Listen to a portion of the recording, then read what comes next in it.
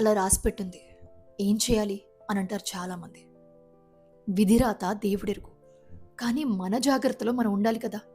మొన్న జరిగిన బోట్ ఇన్సిడెంటే కానివ్వండి, లేకపోతే నిన్న జరిగిన ఓఆర్ఆర్ ఇన్సిడెంటే చూసుకోండి, ఈ విషయాన్ని మనకి మళ్ళీ మళ్ళీ గుర్తు చేస్తున్నాయి.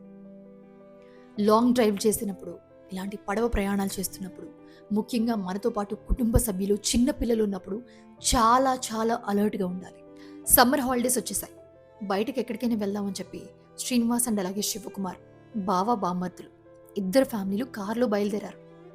యాదగిరిగుట్ట వెళ్ళారు, స్వర్ణగిరి వెళ్ళారు, దర్శనం చేసుకున్నారు, అంతా బాగానే ఉంది.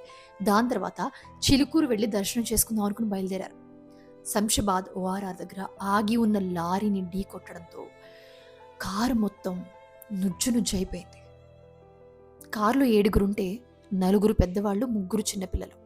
దాంట్లో 6 స్పాట్ నెట్. ఒక మహిళ మాత్రమే తీవ్ర గాయాలతో కొట్టుమిట్టాడుతూ హాస్పిటల్లో అడ్మిట్ అయింది. పోలీసులు ఇన్వెస్టిగేషన్ స్టార్ట్ చేశారు. ఒక్కటే చెప్తున్నారు పోలీసులు కూడా, మీరు ఓఆర్ఆర్ మీద డ్రైవ్ చేస్తున్నప్పుడు చాలా వాహనాలు స్పీడ్గా వస్తూ ఉంటాయి. ఒకసారి మీ కార్ కండిషన్ని చెక్ చేసుకోండి. మీ కార్ ఏ సిచ్యువేషన్లో ఉంది అండ్ అలాగే ఎంతమంది మీ కార్లో ప్రయాణిస్తున్నారు అండ్ మీరు ఎంత అలర్ట్గా డ్రైవ్ చేస్తున్నారు అని చెప్పి ఇవన్నీ మీరు ఖచ్చితంగా గుర్తుంచుకోవాలి. మెయిన్లీ ఇప్పుడు ఈ కేసులో శివకుమార్ అనే వ్యక్తి కార్ డ్రైవ్ చేస్తున్నారు. గతంలో కూడా ఈ కారు మీద చాలా ఓవర్ స్పీడ్ చలాన్లు ఉన్నాయి. చాలా ర్యాష్గా డ్రైవ్ చేస్తున్నట్టు గుర్తించారు.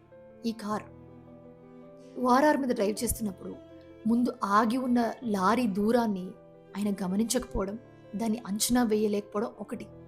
2, కారు నియంత్రించడంలో ఫెయిల్ అవ్వడం. 3, చిన్నపిల్లలు కనుక కార్లో చేస్తూ ఉంటే ఖచ్చితంగా మీరు డ్రైవ్ చేస్తున్న వ్యక్తిని ఇబ్బంది పెట్టకుండా చూసుకోండి. ఎందుకంటే అంతమంది చిన్నపిల్లలు ఉన్నప్పుడు హడావిడి, మాట్లాడుకోవడం, గోల ఇవన్నీ ఉంటాయి. కానీ డ్రైవ్ చేస్తున్నప్పుడు మీ కాన్సన్ట్రేషన్ మొత్తం డ్రైవింగ్ మీదే ఉండాలి. అండ్ మెయిన్ పాయింట్ ఏంటంటే ఫోన్ యూజ్ చేయడం, గట్టిగా పెద్దగా పాటలు పెట్టుకోవడం, గట్టిగా మ్యూజిక్ పెట్టుకోవడం, ఇవన్నీ చాలా ప్రమాదకరం అని చెప్పి పోలీసులు చెప్తున్నారు. పోయిన 6 ప్రాణాలని ఖచ్చితంగా మనం తిరిగి తీసుకురాలేం. కానీ మీరు డ్రైవ్ చేస్తున్నప్పుడు ఖచ్చితంగా జాగ్రత్తగా ఉండండి, అలర్ట్గా ఉండండి. ముఖ్యంగా మీతో ఫ్యామిలీ ఉందంటే మాత్రం మీరు చాలా జాగ్రత్తగా ఉండాలి.